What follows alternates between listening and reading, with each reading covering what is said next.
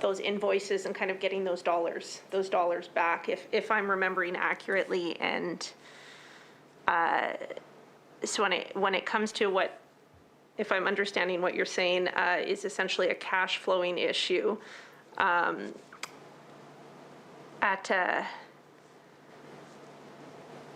guess at what point is that reported to SAS Power and then back to the ministry? Or does that happen every month on that 20th date that was provided? Every month. We reconcile, and dollars are transferred from TED to SAS Power. Okay, so this would have been known then, you know, after those initial 4 months that you spoke of. Close. Yeah.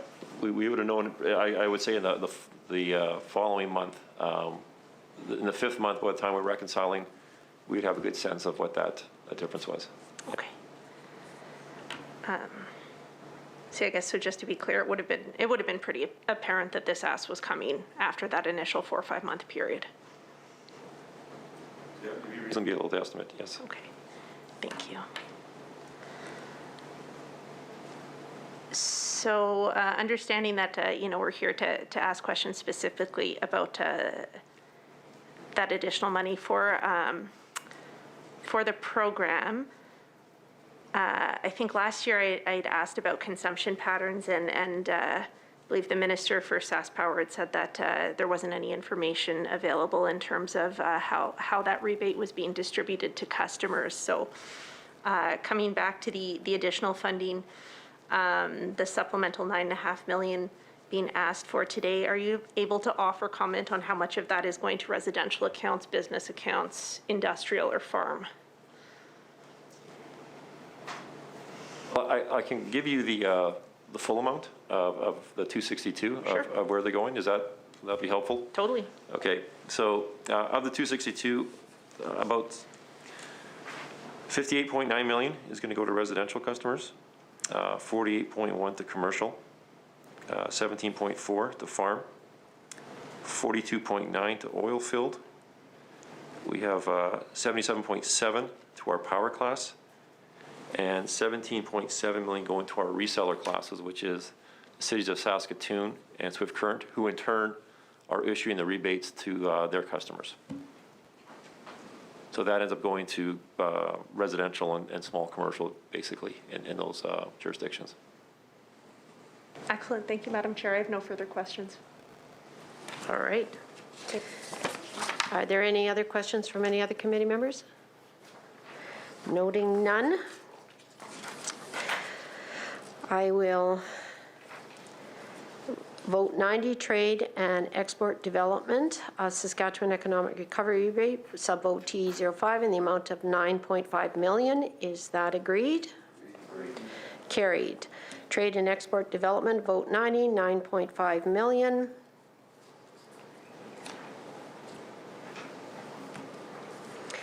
I will now ask a member to move the following resolution. Resolve that there be granted to Her Majesty for the 12 months ending March 31st, 2022, the following sums for trade and export development in the amount of 9.5 million. I recognize Mr. Buckingham. Is that agreed? Carried.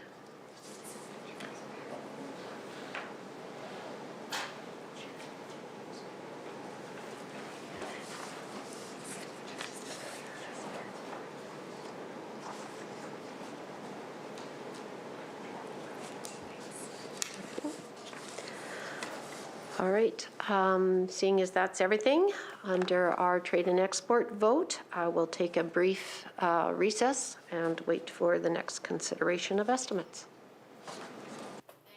Unless you have any closing remarks that you would like to make at this point in time.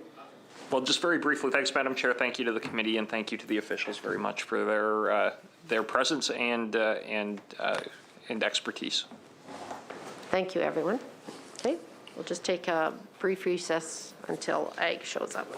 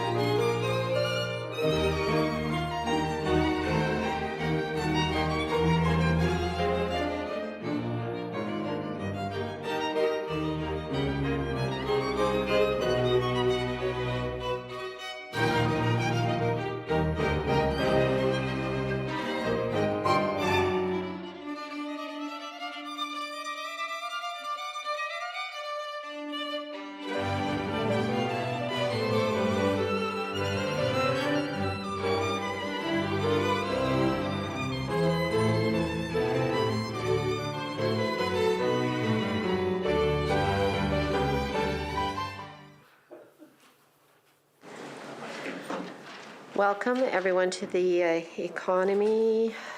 Standing Committee on the Economy. And we will begin this evening with Vote 90, Trade and Export Development, Saskatchewan Economic Recovery Rebate, Subvote T. Oh, I'm on the wrong one. Sorry, folks. Yeah, well, I just didn't, I need to go halfway down the page. I started at the top of the page, so my apologies. We are here for consideration of supplementary estimates for Vote 1 Agriculture. We will now begin our consideration of the 2021-22 supplementary estimates. Number 1 for the Ministry of Agriculture, Vote 1, Business Risk Management, Subvote AG 10. Minister Merritt is here with his officials, and I would ask that each official please state their names before speaking at the microphone. And Minister, you can begin by introducing your officials and making any opening remarks you may have. Thank you very much, Madam Chair. Obviously, I'm pleased to be here today to discuss the Ministry of Agriculture supplementary estimates. Joining me here today is Grant McClellan, my Chief of Staff. Rick Burton on my left, who is the Deputy Minister. Jeff Morrow is the Acting President and CEO of Saskatchewan Crop Insurance, is on my right. Behind me is Lee Otten, Assistant Deputy Minister for Programs. Penny McCall is Assistant Deputy Minister for Regulatory and Innovation, and Paul Johnson is Assistant Deputy Minister for Policy. So those are the team that's with me tonight. Saskatchewan's agriculture sector demonstrated significant resiliency through COVID-19, working to keep the food supply chain and those who work in it healthy and safe. At the same time, producers face significant obstacles this year due to the widespread drought. Livestock producers had the urgent challenge of accessing adequate feed and water to maintain their herds. Our government responded with the programming for the sector. We will continue to work closely with the industry through these challenging times. The ministry is currently forecasting total expenses of $539.8 million, which is an increase of $152.8 million from the expense budget of $387 million. The ministry is forecasting the following pressures: $119 million increase in agri recovery program payments under the Canadian Agriculture Partnership Agreement with the federal government. Payments will provide immediate direct support for drought-affected cattle producers to help maintain breeding stock. $21.5 million increase in crop insurance premiums due to an increase in insured acres as well as increased prices. $7.3 million increase in Agri-Invest program payments based on the Agriculture and Agri-Food Canada summer forecast. And $4.9 million increase in crop insurance administration costs for enterprise resource planning project costs. This pressure is offset by a $4.9 million increase in federal government transfers for the 60% federal share of the ERP project costs.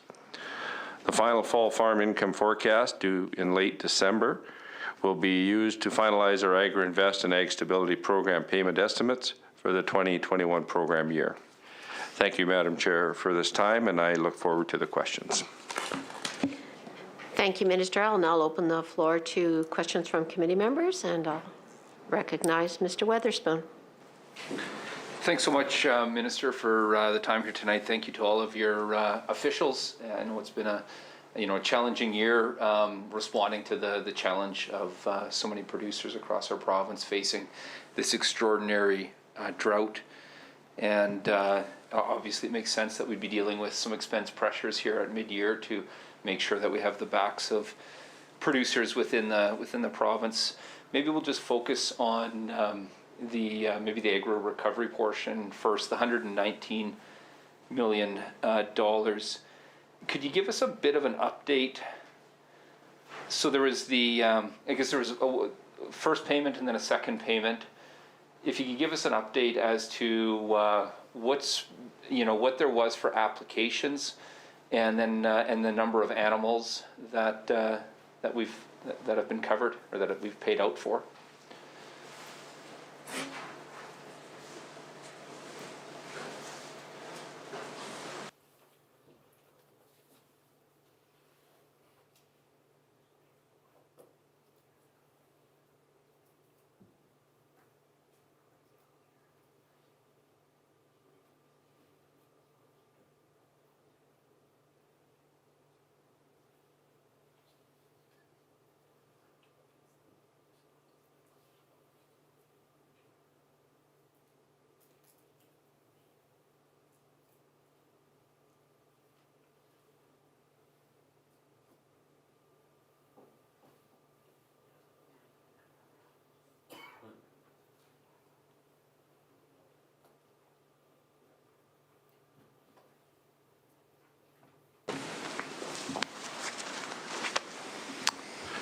Okay, the total number of applicants is about 9,434 in payment one, and the amount paid out is $127,013,069, and the number of animals declared was 1,389,359 animals.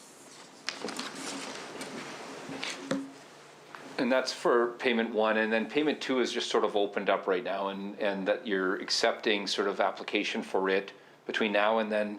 Maybe just if there's anyone watching, is that till March, or what's that period of time?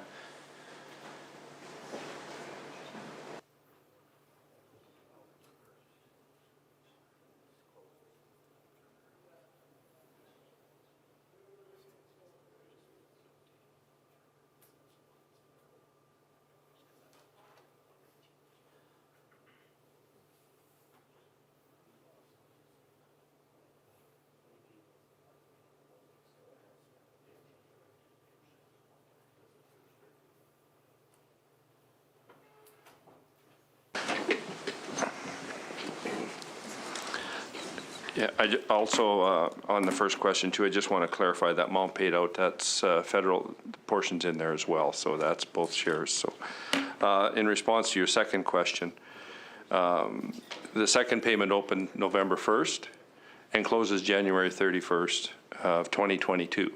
And there's a lot of applicants that didn't apply for the first payment and are just going to apply for both payments. There's quite a few that have done that already, so.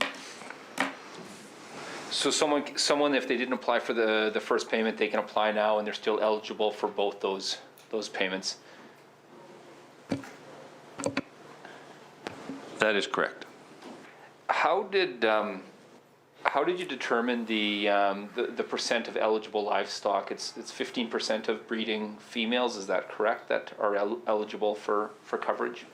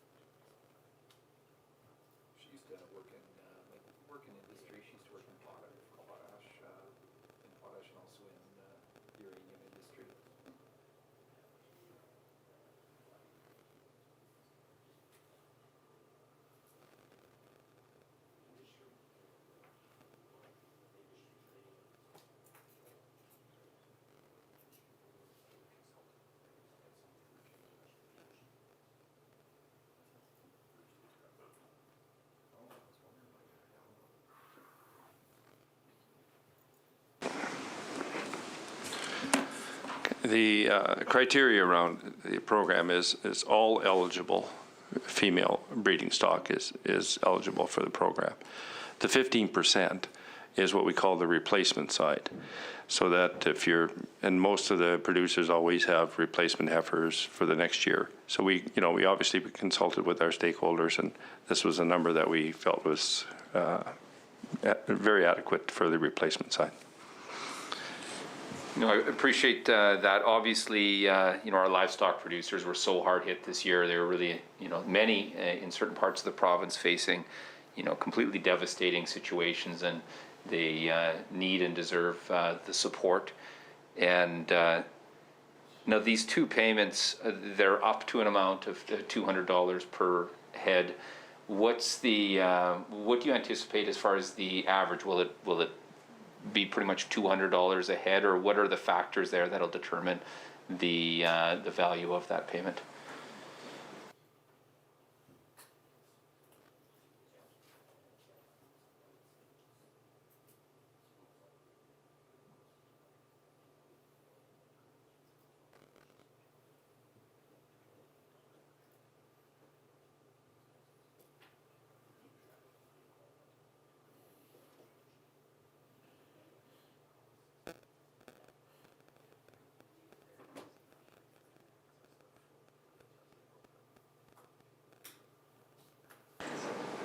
Just before you continue, Minister, I need to acknowledge the fact that committee members Ken Francis and Jeremy Cockrell have joined us, and Dana Scorpet and David Buckingham have left the committee.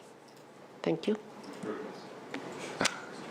Thank you, Madam Chair, and welcome, colleagues. I'm going to turn this one over to Jeff Morrow from Crop Insurance to get into the details of this one.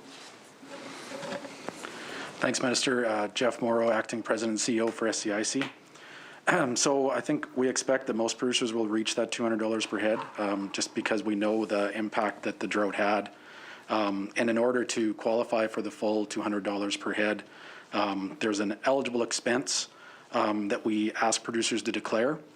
And so if producers have up to $285 in extraordinary expense, then they would be eligible for the full $200 per head. And a lot of the extraordinary expenses are related to extra feed costs. I think one of the things that we're seeing that's quite common is producers having to pull their livestock off the grazing early because the grass was so short or the water was so short. So then you have extra feed costs. So as soon as a producer has, 43 days of extra feed costs, if they had to pull their cattle 43 days earlier than they would normally, then they've already reached the $285 threshold. And there's a lot of other extraordinary expenses that we would consider, including water hauling, temporary fencing if you had to secure other grazing arrangements. So again, we consulted with industry on the makeup of that. And I think we wanted to make sure that it was not overly onerous for producers to fill out the application for the full payment as well.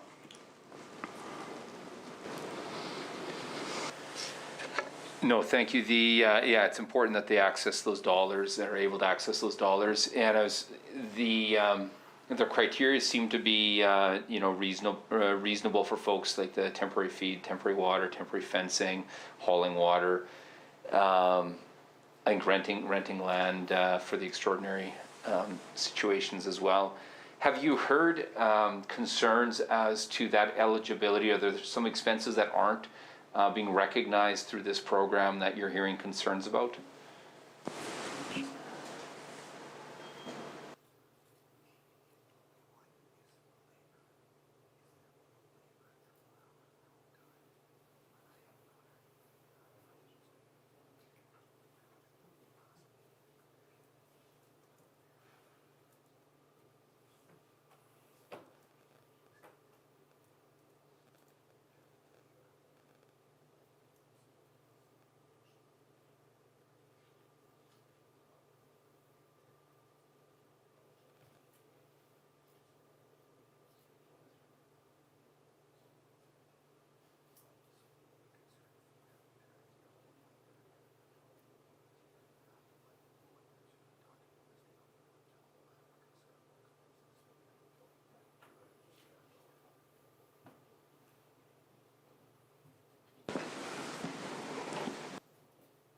I would say the only concern that we've heard is maybe not the inclusion of their own labor cost, but I would say overwhelmingly, consultation with industry and producers. I think it's going to be, because of the magnitude of the drought and the impacts that they had, that it's not going to be a concern for them to reach that $285 level.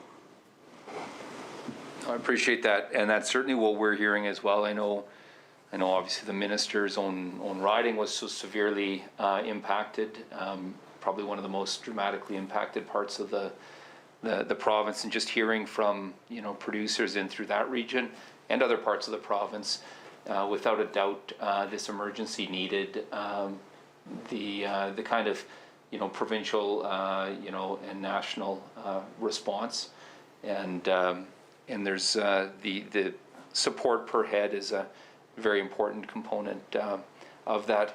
If you're looking into, I guess, looking forward right now, the program's an additional $119 million that you're requiring right now. What are you anticipating moving forward for that second payment, and as you take in other applications, what are anticipated costs or the range of costs that we'll need to make sure are there to backstop producers to fulfill this program throughout the rest of this fiscal year?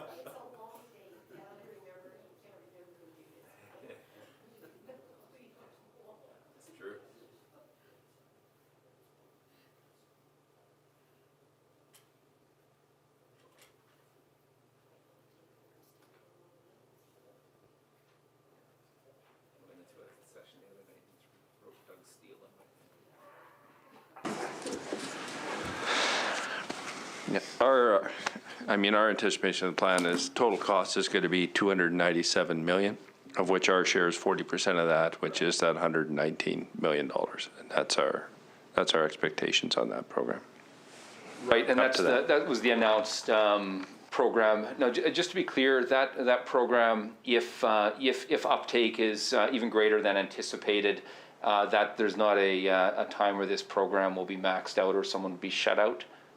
Or is there a risk of that?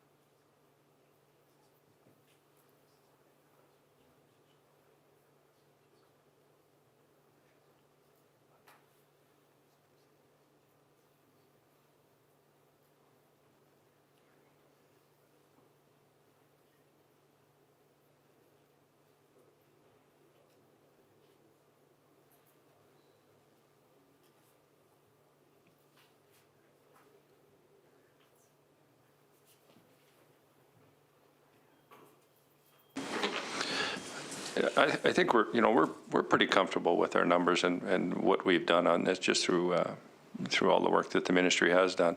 I'm sure if it is oversubscribed, as you say, then obviously we will have to go to the federal government and see if they're ready to partner up and continue partnering on that. And I know the province of Saskatchewan will be there if there is a need for that. But we're very confident where we're at. No, thanks for that. And it's probably important for any producer that's looking to apply for them to get that, get that paperwork done and make sure that they're getting the support that they need heading into winter and dealing with all the feed challenges at an extraordinary time. No, I don't know if it's in order in the committee or not. I guess I'll ask them, maybe leave it to the chair and the minister.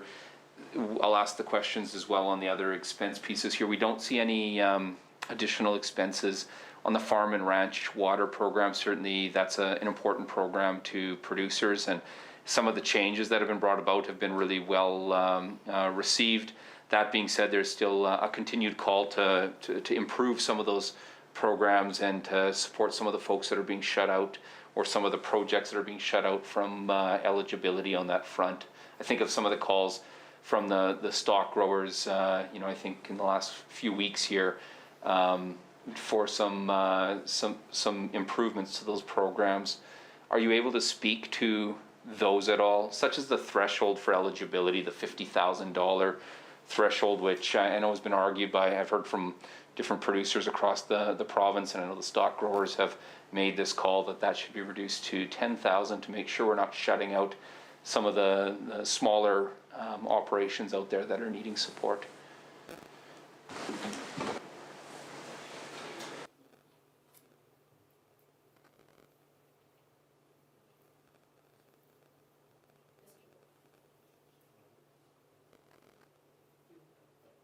Mr. Weatherspoon, your question is somewhat related. It's a little bit outside the realm of the dollar figures that we are talking about here under the vote that's on the table. So the minister doesn't have to provide you with that feedback if he chooses not to. The water infrastructure part, there was part of it in the ag recovery program, as he mentioned, but if he doesn't have those figures here tonight, he does not have to provide them to you.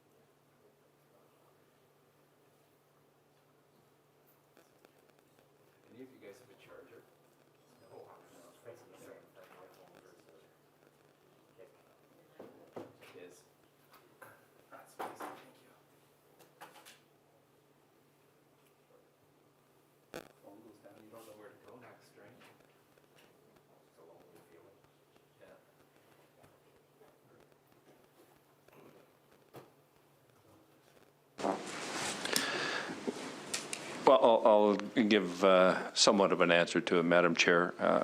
Obviously, we did make a big change to the Farm and Ranch Water Infrastructure Program in raising that cap to $150,000 for all eligible livestock producers, but only livestock producers. So if they were already capped at if they were already capped at the 50,000, they could apply for the extra 100,000 for another project. So that's what we did. On your question on the threshold, obviously when we designed the program, we had consultation with the industry and with the stakeholders, and that's where they were comfortable was a 50,000 income to show that you had to be your primary source of income had to come from, from the agriculture industry or job, whatever you're doing, whether it was grains, oilseeds, or livestock, that had to be your primary source of income to access the money for a Farm and Ranch Water Program. I'll just reiterate that it's a call, and I've heard from producers that, some that aren't as established, but that are starting out and they've got some pretty tight margins. And I understand you're not looking to support sort of hobby farms or whatnot, but I think it's something I think it's an important call to consider, because certainly I've chatted with, I was just thinking of a sheep producer the other day that I was chatting with. I think we also connected with your office on it, but and that's, I know that call has been amplified and made by the stock growers because they're hearing that as well. One of their other calls was around making sure that that there's eligibility for pumping infrastructure for wells, and the ability to move water, by way of hauling. I guess, is there a consideration to include some of those costs in that program?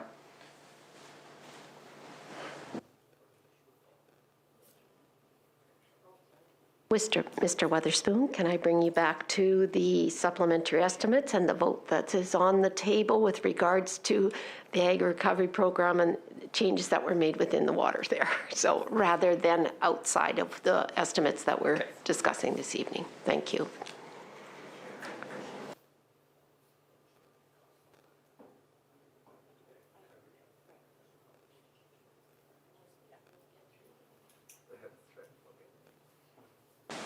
Madam Chair, I guess, to answer kind of indirectly into his question, it leads into some of it when you talked about hauling. Obviously, the hauling side falls under the ag recovery side, doesn't fall under the Farm and Ranch Water Infrastructure Program, and we're at this time obviously not looking at changing those now, at this time.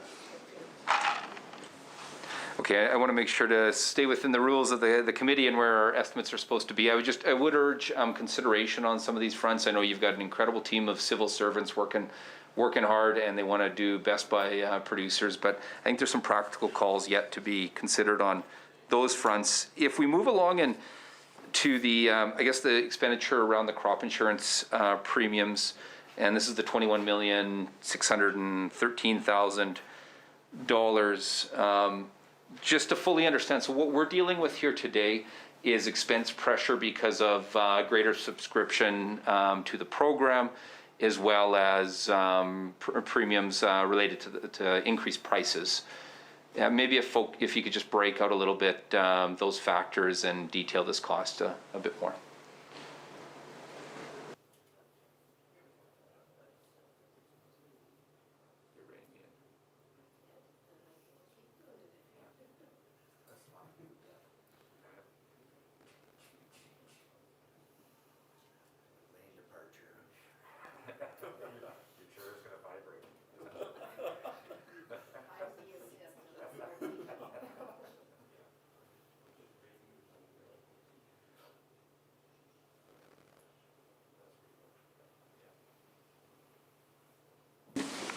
I'll turn this to Jeff. Factors that impacted the premium, you're right, it was a subscription, so we did see an increase in insured acres. We saw acres grow to 32.3 million total, up from 31, which was budgeted. And maybe just in that acreage increase, one of the highlights was we have a program called Forage Rainfall Insurance Program, weather derivative program that covers pasture and tame hay. And of course, in a year like this, we saw pastures hit hard. So we did see an increase of 750,000 acres in that program. And we made some changes to that program in 2021 to allow producers to give them flexibility, because we had tame hay coverage under the traditional yield loss, and we heard from industry stakeholders that they wanted flexibility and have that covered under the weather derivative program. So I think that helped there. And then the other pieces are, we did see a slight uptick in the coverage options that producers select. So of course they can select from 50 to 80%. So we saw an uptick there. And also a change in the crop mix, a bit to higher valued crops that carry with them a higher premium cost. Thank you very much. It was a good breakout of the expense, the pressures there, and where the subscription is occurring. So you increased subscription by about 2 million acres more than was sort of budgeted at that point, and almost 1 million of them were in the weather-related category around forage. Where was the other growth? Was it sort of distributed across the other lines, or where was the majority of it?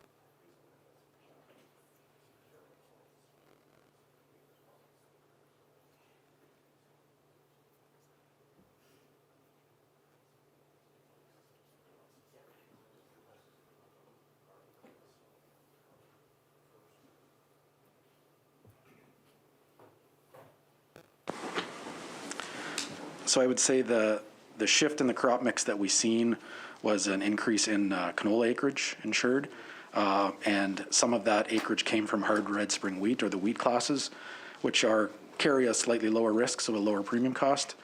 So that would be the major shift within the crop mix.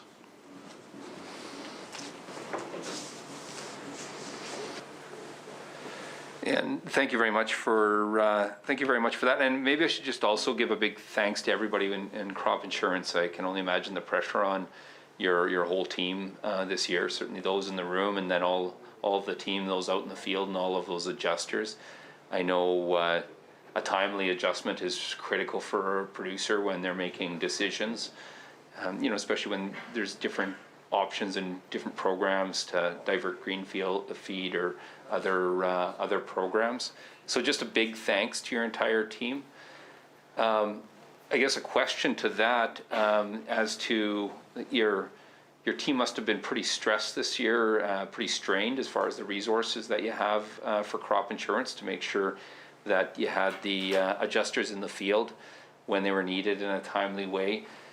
Are there any expense pressures on that we're incurring on that front to have bolstered up that team? And going forward, is there any consideration about how to build a bit of surge capacity into the system to make sure that, when you come across an extraordinary situation like we did this year, that the crop insurance can really get there when they need to? And that's not to question any of the commitment or the incredible hard work of everyone at crop insurance this year, and all those adjusters in the field.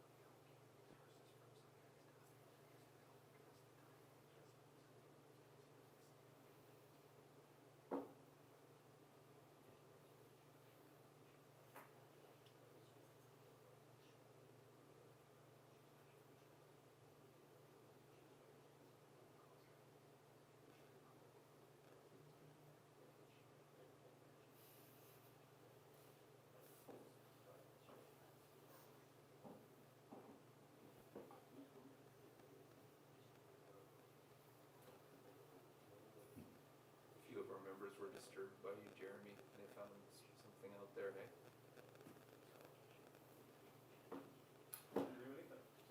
They realized that Jeremy's the youngest in the assembly right now. We had a couple members that were frustrated to hear that he has taken what they thought was their I told spot. Douglas Park not to share it with university, but Yeah. I didn't, Yeah, I told Douglas Park, I said, I know university holds it very tightly, so, yeah. you know. So yeah, appreciate the acknowledgement of the team's commitment to the producers, and it has been a challenging year for sure for our producers, and we're proud to be there for them when they need us. I'd say from our adjusting core, we have adjusters that we have what we call per diem. They're available to us when the work is there for them, and of course, in a year like this, we had a lot of work for them to do. So we do have the ability to allocate resources to where the greatest need is. So we did see, starting in July likely, when we saw what was happening, we did start to move adjusters to the west region of the province, which was the most hard hit. The other thing that we have in our processes is to look at claims by declaration. So, looking at the producer's yield information, seeing if it makes sense for the area, and taking a bit of a risk-based approach. So we do have the ability to adjust our processes if we can't manage with boots on the ground. Thanks so much. And within the estimates we're looking at here today, would there be the additional costs on this front to sort of bolster the team? Would those be, are those within the crop insurance program delivery component then, the 4.9 million, or were you able to live within the resources that you had on that front?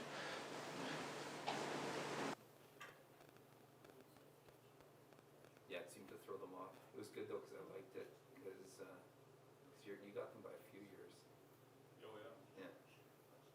Well, I told university, I said, I might have to do member statement to correct the record. Because they thought they were like young, like you, and I said, well, no, Jeremy looks at you guys like you guys look at me, because I made no such comment in that, but,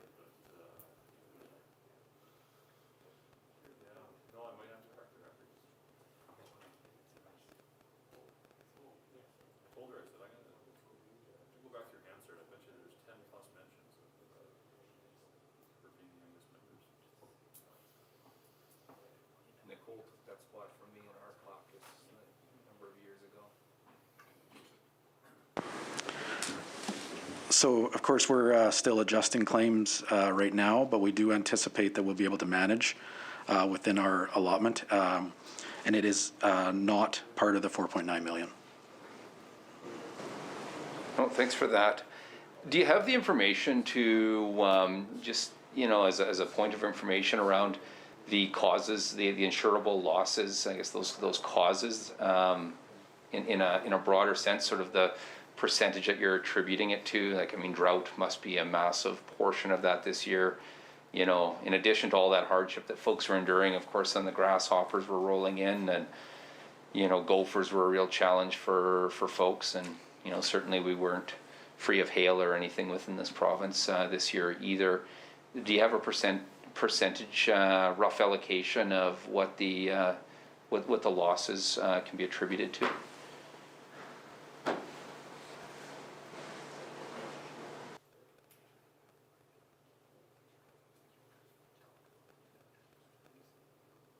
I think you should point it out lots, Jeremy, though.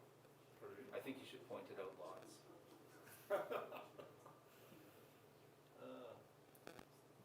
It's fun to stir the pot, you gotta just watch. I'm gonna let How them old, know. how old were you? How old am I? Were you? I was 28. And what are you? You're 30. Yeah. Yeah, I would have pictured you as an old guy.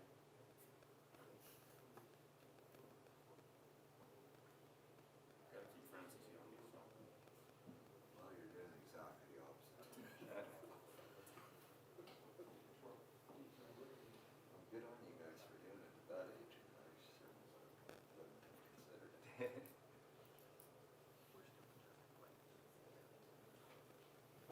Back in the 70s, and there was quite a few young folks back then. 23, 24, cabinet minister, 24 So I don't have the specific percentage of claims, and we're still adjudicating some of those claims, but I think it's fair to say the vast majority would be to drought.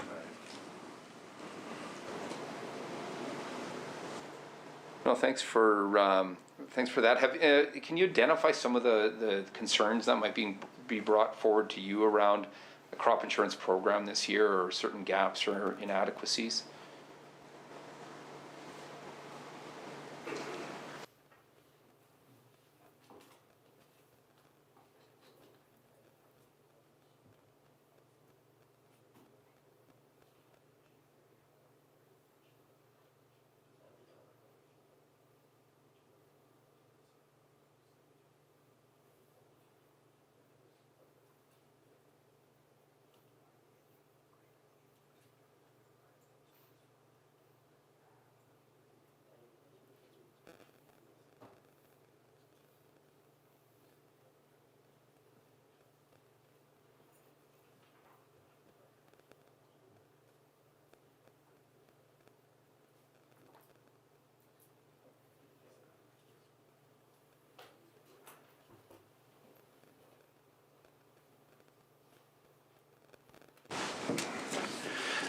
I think it's pretty obvious how the program worked. As Jeff said earlier, we saw an increase in sign-ups for crop insurance, the highest per average crop insurance coverage in history. So I think the program is speaking for itself when you see that kind of uptake and what's happening with it. Thanks so much. It's a critical backstop. We need to make sure that it's there in the ways producers need it to be, and there's been some important new coverages and new lines and adjustments that have been made over the last number of years. Do you have any comment, with respect to the go forward for crop insurance? I know there's sort of the big discussion around the next policy framework and business risk management programs and insurance programs on this front. Is there anything related to that line right here, $4.9 million, the crop insurance program delivery pieces?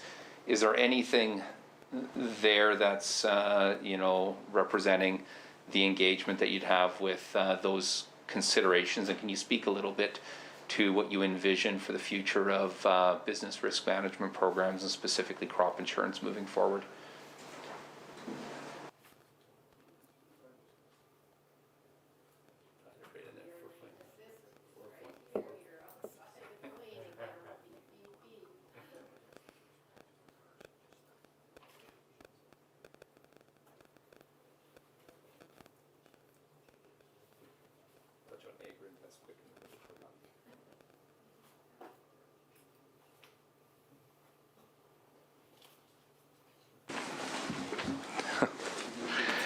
Thank you, Madam Chair. I'll give a little leniency to the question.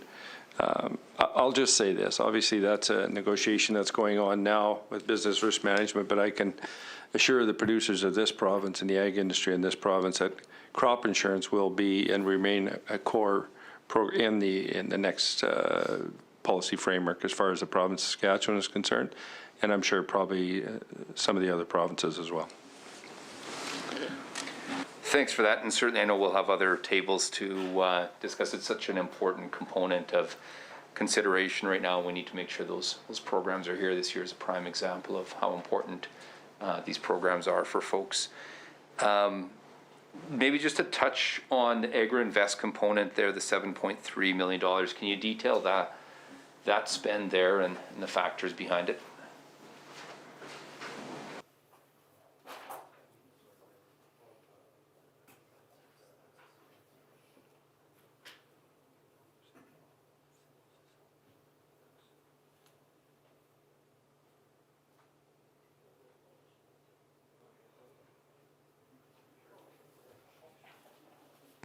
I'm going to have Paul Johnson answer this question.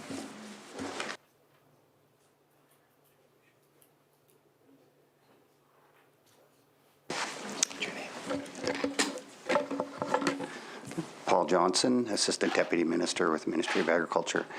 AgriInvest is one of the key components of the business risk management program that we run in Saskatchewan, and it's set up to for a government match of 1% of allowable net sales on an annual basis. So over the past year, high market prices, very high market prices for all commodities in Saskatchewan, and increased sales of those commodities as well have translated into higher eligible or allowable net sales for the program across the sector, which means that our budget is projected to increase significantly to provide that 1% matching. Thanks. Yeah, thanks so much. That makes sense. It was sort of this, sort of this challenge this year, and then also the situation that some were in. I mean, certainly the pricing environment was something folks, hadn't seen for, ever, and yet then many others left with such, challenging yields and situations. So that's really interesting, though, that the program, in the end, that the net sales were such that it required the additional dollars. So thanks for the description there. It's an important program, so thanks for making sure that it was supported. I don't have any other questions on these estimates tonight, unless the chair will let us get into some other policy discussions. I just want to say thank you to the minister, of course, for his time, and to all the senior leadership, and to everyone out in the field and across Saskatchewan involved in this important work. Thank you very much. All right. Seeing no further questions, vote 1 agriculture, business risk management subvote AG 10 in the amount of $152,813,000. Is that agreed? Agreed. Carried. I will now ask a member to move the following resolution. Resolve that there be granted to Her Majesty for the 12 months ending March 31st, 2022, the following sums for agriculture in the amount of $152,813,000. Mr. Francis so moves. Is that agreed? Agreed. Carried.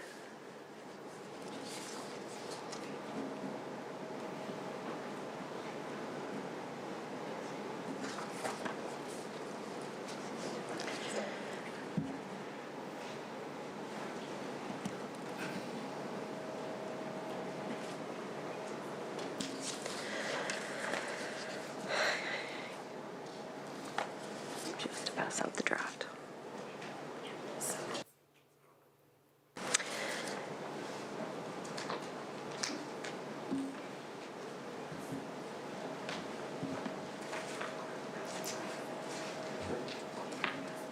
Just pass them on, please.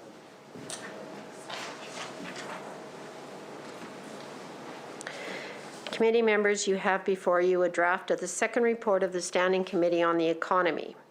We require a member to move the following motion: that the second report of the Standing Committee on the Economy be adopted and presented to the Assembly. Mr. Dennis, will you please read, or Jensen, sorry. Mr. Jensen, will you please read the motion? That the second report of the Standing Committee on the Economy be adopted and presented to the Assembly. Is that agreed? Agreed. Carried.